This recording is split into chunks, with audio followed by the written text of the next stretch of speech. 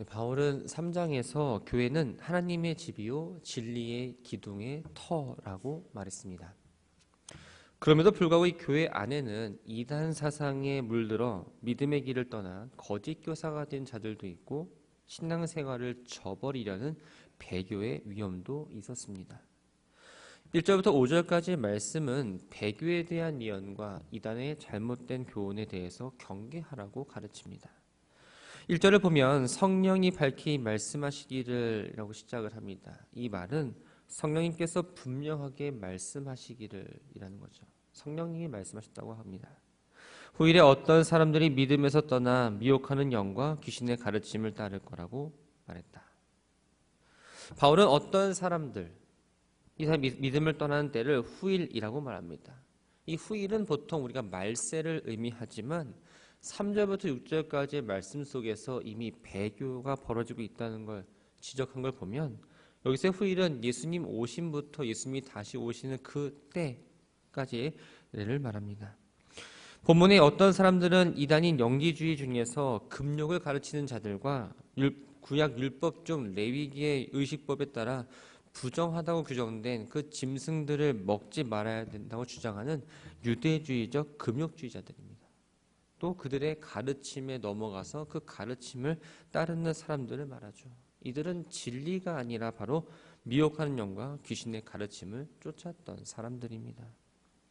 바울은 이들을 가리켜서 양심의 화인을 맞았다라고 표현하고 있습니다. 화인을 맞았다라는 건 바로 이 시뻘겋게 불에 든 이 인두로 낙인을 찍는다라는 의미입니다. 당시에는 가축이나 노예를 자신의 수임을 표시하기 위해서 낙인을 찍었습니다. 마찬가지로 거짓 교훈에 미혹이 되어서 믿음에서 떠난 사람들은 사단의 흔적을 갖고 있었던 거죠.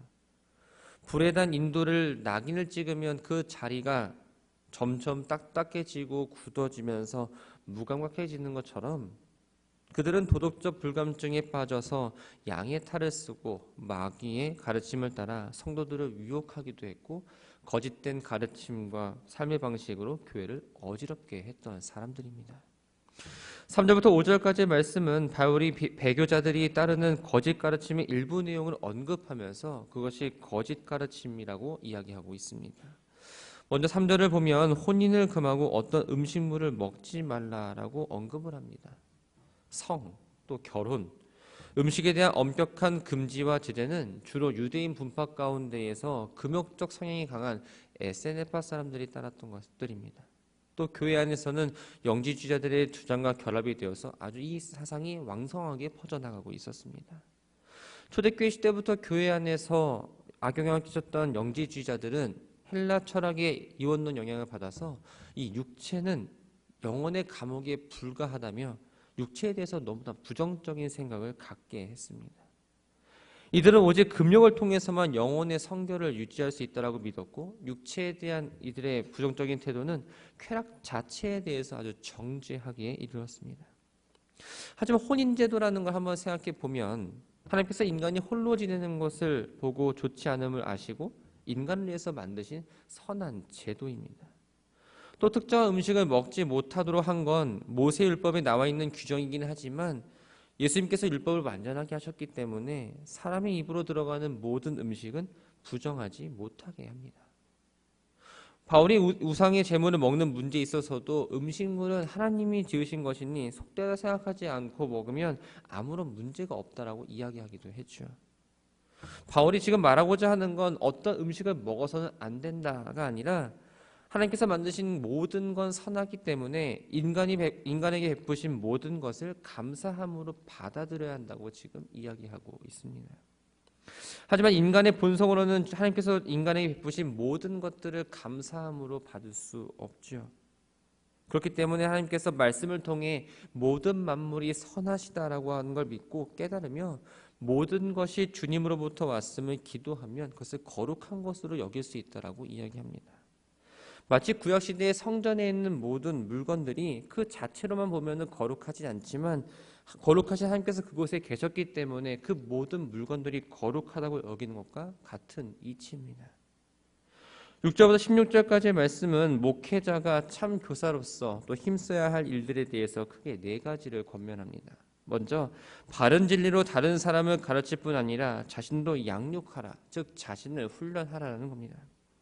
6절에 보면 이것으로 형제를 깨우치라고 말하고 있습니다. 여기서 이것은 바로 1절부터 5절까지의 제시된 교훈들을 이야기합니다. 이단들의 거짓 가르침으로부터 교회를 보호하고 진리를 지키기 위해서는 단순히 이단들에 대해서 책망하거나 거짓 교훈을 경계하는 것으로 머무는 게 아니라 그 부족하고 바른 교훈들을 성도들이 깨우칠 수 있도록 가르쳐야 한다는 거예요. 성도들에게 바른 교훈을 가르쳐주면 그 가르치고 성도들만 깨우칠 뿐만 아니라 그 가르침을 하는 목회자인 디모데 역시 하나님에 의해서 훈련을 더 받아 배우게 된다라고 이야기합니다. 바울은 양육받는 수단으로서 믿음의 말씀과 좋은 교훈을 언급하고 있습니다. 믿음의 말씀이란 디모데로 하여금 진리를 깨닫게 하며 영적으로 성숙하게 해주는 하나님 말씀을 말합니다. 또 좋은 교훈은 어려서부터 할머니 루이스와 어머니 유니게로부터 가르침을 받고 지켜온 성경적 가르침을 말하고 있는 거죠. 바울은 디모데에게 목회자는 하나님의 말씀을 성도들에게 가르치는 양육자이면서 동시에 그 일을 감당하는 가운데 스스로 훈련을 받는 자라는 것을 기억시키고 있습니다. 7절부터 10절까지 말씀을 보면 디모데로 하여금 경건에 이르도록 연단하라고 명령합니다. 7절을 볼까요? 망령되고 허탄한 신화를 버리라라고 말합니다. 이 망령되다라는 말은 원래는 밟히다라는 의미입니다. 마치 사람들에게 밟히는 맛을 잃은 소금처럼 거룩함을 상실한 걸 이야기하죠. 허탄한 신화는 할머니가 아이를 재울 때 토닥이면서 들려주던 그냥 이야기입니다. 바울은 디모데가 망령되고 허탄한 신앙에 대해서 관심을 갖고 있어서 유혹을 받을까 봐 이런 말을 하고 있는 게 아닙니다. 우상숭배, 또한 신화, 족보와 같은 것에 관심을 갖고 그것에 빠져있던 당시 에베소 지역의 상황을 보면 특별히 이것에 대해서 경계해야 될 필요가 있었기 때문입니다. 더군다나 교회의 지도자로서 올바르게 성장하기 위해서는 어려서부터 받았던 그 선한 교육들, 또한 사도 바울로부터 받은 진리로 양육을 받아야 되고 헛되고 쓸데없는 이야기들은 가까이서 안 된다라는 그 원칙을 알려주고자 했습니다. 이어서 경건에 이르도록 내 자신을 연단하라라고 말합니다. 연단하다라는 이 표현은 운동선수가 경기를 출전하기 앞서서 훈련하는 걸 의미합니다. 바울은 이 경건을 일종의 영적 훈련으로 비유해서 이야기합니다. 그 이유는 참된 경건이란 하루아침에 이루어지는 게 아니라 지속적이고 끊임없는 훈련을 통해서 얻을 수 있는 것이기 때문입니다. 8절에서 육체의 연단은 약간의 유익이 있으나 경건은 범사에 유익하니 금생과 내생의 약속이 있다라고 말합니다. 문자적으로만 그냥 보면 바울이 육체의 연단을 조금 무시해 보이는 것처럼 보입니다.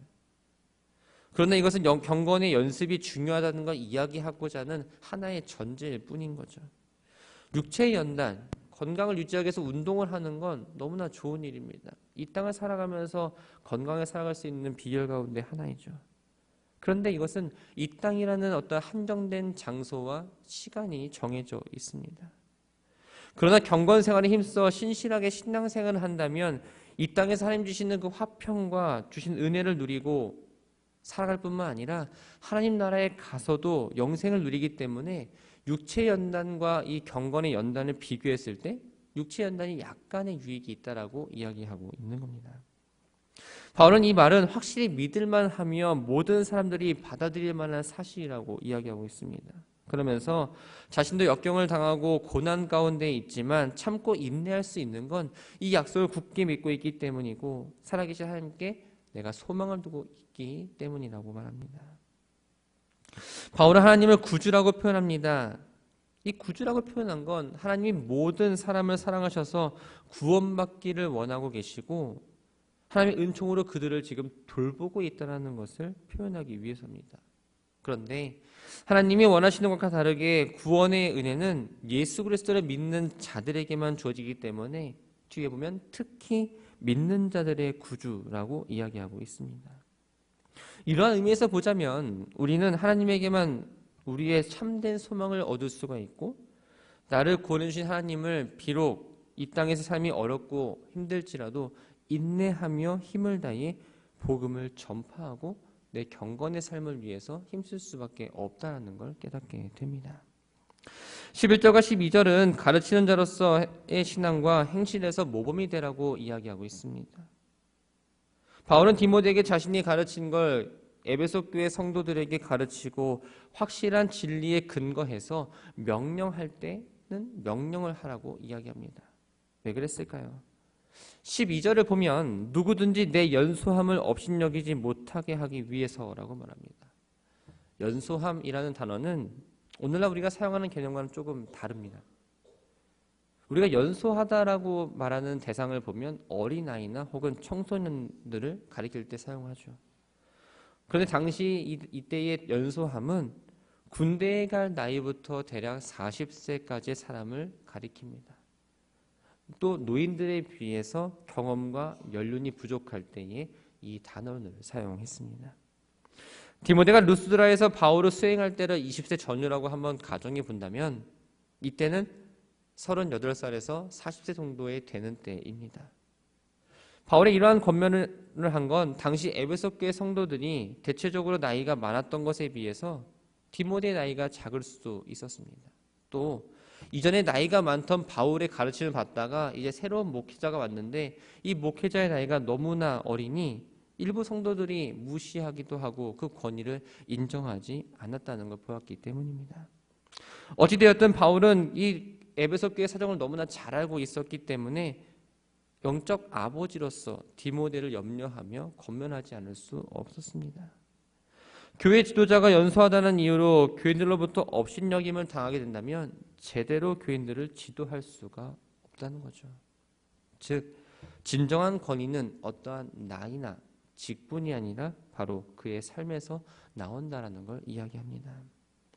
바울은 디모데에게 업신여김 받지 않기 위해서는 오직 말과 행실과 사랑과 믿음과 정절에 있어서 본이 되다라고 권면합니다. 삶으로 나타내라는 거죠. 실제 삶에서 본이 되면 자연히 영적인 권위는 설 수밖에 없습니다. 한마디 말로도 큰 영향력을 행사할 수 있고요.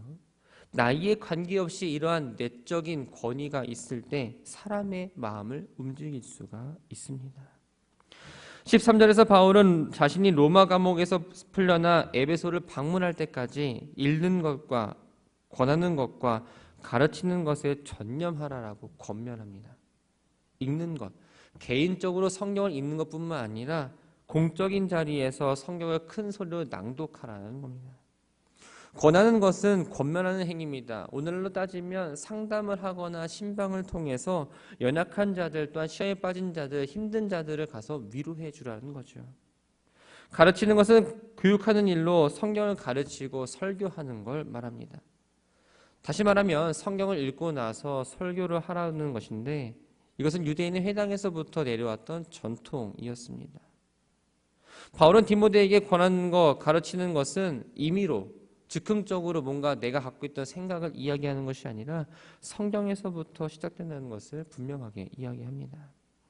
14절을 보면 내 속에 있는 은사 곧 장로의 회의에서 안수받을 때에 예언을 통하여 받은 것을 가볍게 여기지 말라라고 권면합니다. 장로의 회, 바로 장로들의 모임이죠. 예루살렘 최고의 회의인 산헤드린 공회를 의미합니다. 안수는 구약시대부터 시행되어 온 오랜 관습입니다. 구약을 보면 족장들이 축복할 때 또한 직분자를 세울 때 병고침을 할 때 나타났던 행위가 바로 안수입니다. 안수는 안수하는 사람을 통해서 안수받는 자에게 하나님의 능력과 영적인 은사 또한 축복, 권위 등이 전달되는 걸 상징합니다. 바울은 이 안수를 통해서 하나님의 은사를 받았습니다. 디모데에게 받은 은사를 소홀히 여기지 않을 뿐만 아니라 앞서 언급한 믿는 자들에게 본이 되는 일, 성경을 읽고 설교하고 가르치고 성도들을 위로하는 일에 대해서 항상 준비하고 힘써야 한다고 말합니다. 그 모습이 오늘보다는 내일보다는 더 나아지는 시간이 지날수록 더 나은 모습을 보여줘야 한다고 권면하고 있죠. 바울은 목회자가 참 교사로서 힘써야 할 일들에 대해서 권면을 마무리하면서 내 자신과 가르침을 살펴 이 일을 계속하라라고 말합니다. 목회자가 무엇보다도 관심을 두어야 하는 건 자기 자신과 또한 자신의 가르침이라는 거죠. 자신의 생활이 아무리 깨끗하고 아름답다 할지라도 다른 사람들에게 베푸는 그 가르침이 불건전하다면 이단 사상을 퍼뜨릴 수 있는 도구가 되기도 합니다. 반대로 가르침이 바른 진리이거나 그 근거를 두고 이야기한다 할지라도 그 사람의 삶이, 목회자의 삶이 허물이 많다라고 한다면 외식받는 자로 취급받을 수밖에 없고 믿음이 연약한 사람들은 그 모습을 보며 시험에 들 수밖에 없습니다. 그렇기 때문에 자신의 본분을 힘써 행하면 자신도 구원을 받을 뿐만 아니라 그 가르침과 권면을 받는 교인들 역시 구원에 이르는 결과에 이른다고 말하면서 오늘 주신 말씀을 마무리합니다. 말씀을 정리합니다. 바울은 연수한 디모데에게 지도자로서의 권위를 갖추기 위해서는 오직 말과 행실과 사랑과 또 믿음과 정절에 있어서 믿는 자에게 본이 되라라고 말합니다. 지도자의 진정한 권위는 바로 겉모습에서 나오는 게 아니라 말과 행동이 부합된 참된 모범에서 나오기 때문이죠. 그런데 부끄럽게도 오늘날의 많은 목회자들이 지도자 역할을 감당하는 교회 일꾼들이 말과 행동이 다를 때가 너무나 많습니다. 그러다 보니까 그 사람의 말을 신뢰하지 못하게 되고 영적 권위가 떨어져 있는 건 사실입니다. 언행일치라는 말처럼 말과 행동이 일치하는 삶을 살아가므로 강단에 선포되는 그 말씀이, 그 사랑과 의의 말씀이 생활 속에서 드러날 때, 말씀을 선포하는 목회자뿐만 아니라 말씀을 받아들이고 마음에 새기고 일상을 살아가는 여러분들에게도 그것이 일치함이 드러나야 한다는 겁니다. 그럴 때 우리는 선한 일꾼, 그리스도의 좋은 일꾼이 될 수 있습니다. 이 자리에서 예배드리는 우리는 목사, 또 전도사, 장로, 권사, 속회에서는 속장으로 모양은 다르지만 모두가 같은 지도자들입니다.